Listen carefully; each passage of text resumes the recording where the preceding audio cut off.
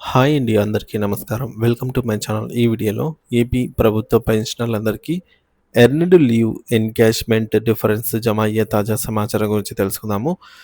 ఏండ్ల తరబడి దాదాపు 5 ఏండ్ల తరబడి అయితే earned leave encashment difference amount అనేది పెండింగ్‌లో పడిపోయింది.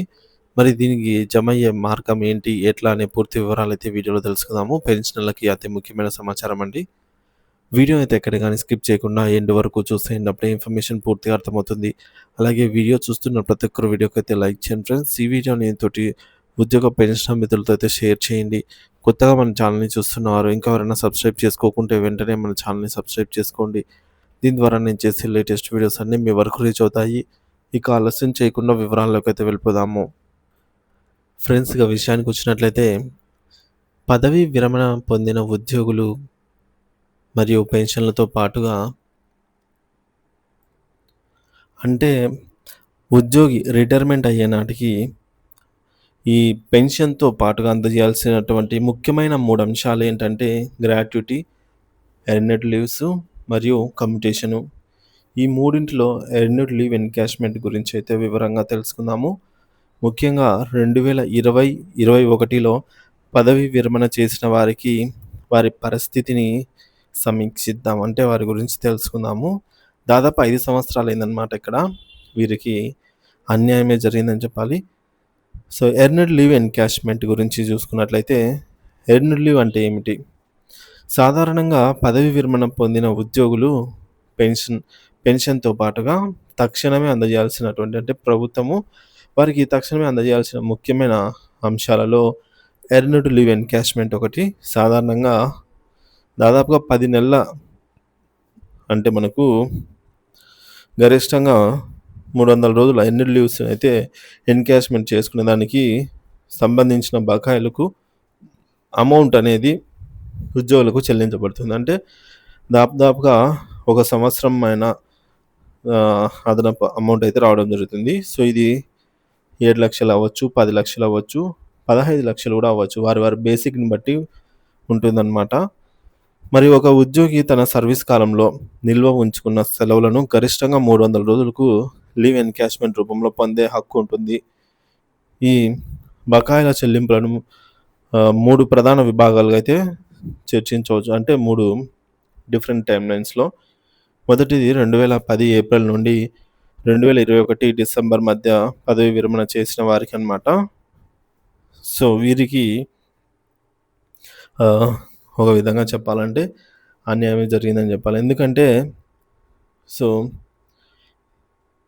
ఈ యొక్క టైమ్ పీరియడ్ ఏదైతే ఉందో 2010 నుంచి 2021 మధ్య రిటైర్ అయిన వారికి ఈ విభాగంలో ఉద్యోగులకు సంబంధించి ఎర్నడ్ లీవ్ డిఫరెన్స్ విషయంలో చాలా కీలకం. ఎందుకంటే 11 పీఆర్సీ ప్రకారం ఈ ప్రయోజనం 2018 నుండే వర్తింపాల్సి వర్తించాల్సి ఉన్నప్పటికీ మానిటరీ బెనిఫిట్ 2020 ఏప్రిల్ నుండి అమల్లోకి అయితే వచ్చాయి. దీంతో 2020 ఏప్రిల్ నుండి డిసెంబర్ 2021 మధ్య పదవీ విరమణ చేసిన ఉద్యోగులు పాత పే స్కేల్స్ ప్రకారం సరెండర్ లీవ్ పొంది ఉంటారు. అయితే 2020లో పీఆర్సీ వచ్చిన తర్వాత కొత్త బేసిక్ పే ప్రకారంగా వారికి సరెండర్ లీవ్ డిఫరెన్స్ అనేది చెల్లించలేదు.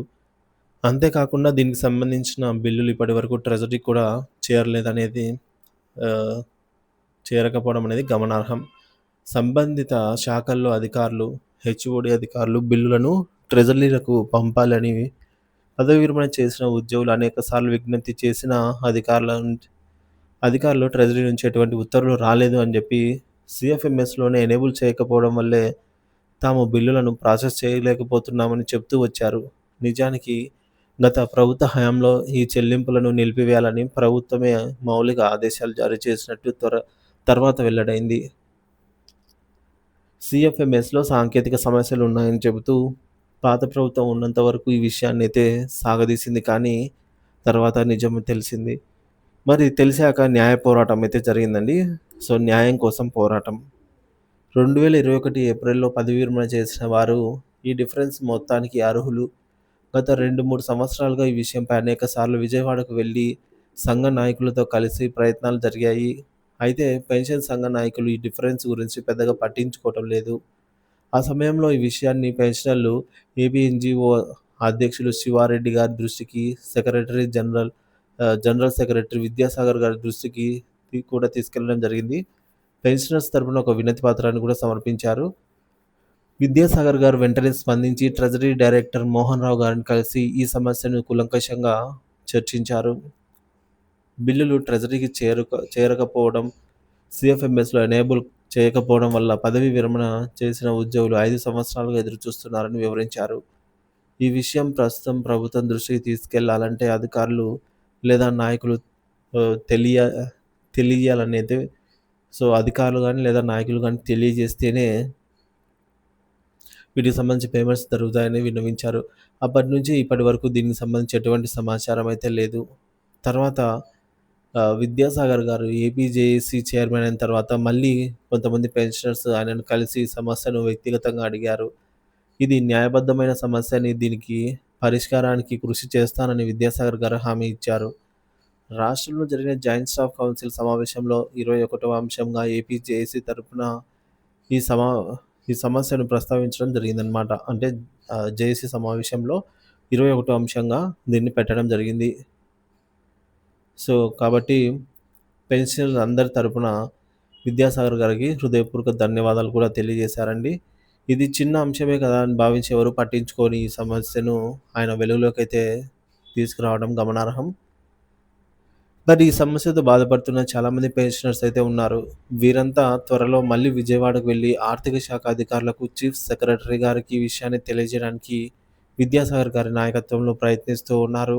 బాధాకరమైన విషయం ఏంటంటే 2020, 21 అంటే 2020 ఏప్రిల్ నుంచి 2021 డిసెంబర్ మధ్య పదవీ విరమణ చేసిన వారిలో కొందరు ఈ అమౌంట్ తీసుకోకుండానే మరణించారు. కొంతమంది సరెండర్ లీవ్ డిఫరెన్స్ అమౌంట్ రావాలనే విషయం కూడా వారికి అయితే తెలియకుండా పోయింది. కొంతమంది తెలిసిన కాలక్రమేణా మర్చిపోయారు.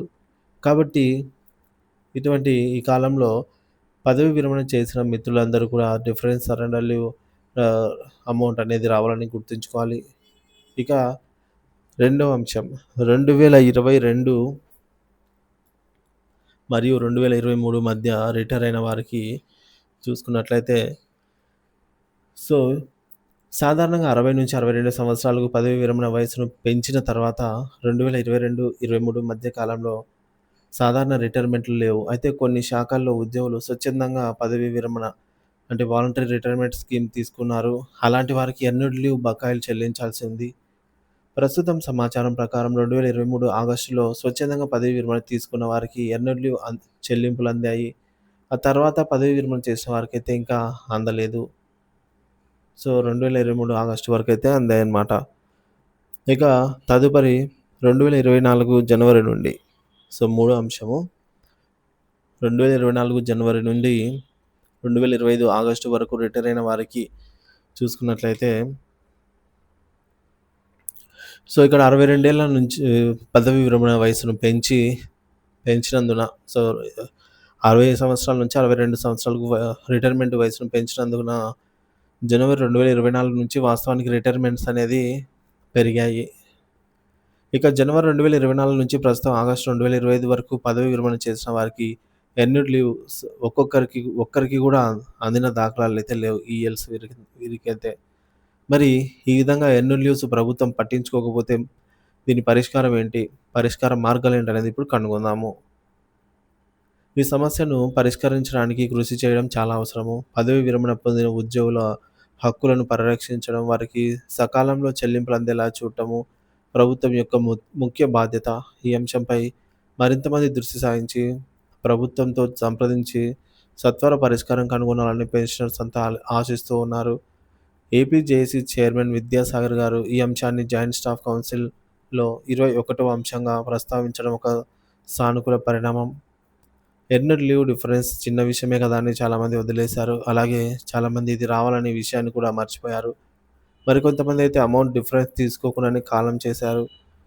ఇప్పటికైనా ప్రభుత్వం వీటిని పరిగణలోకి తీసుకొని వృద్ధులకు వారికి రావాల్సిన మొత్తాన్ని సకాలంలో అందజేయాల్సిన అవసరం ఎంతైనా ఉంది. దీనిపై ఎప్పటికప్పుడు తాజా సమాచారం కోసం మన ఛానల్‌ని సబ్స్క్రైబ్ చేసుకొని అప్డేట్స్ అయితే ఫాలో అవుతూ ఉండండి.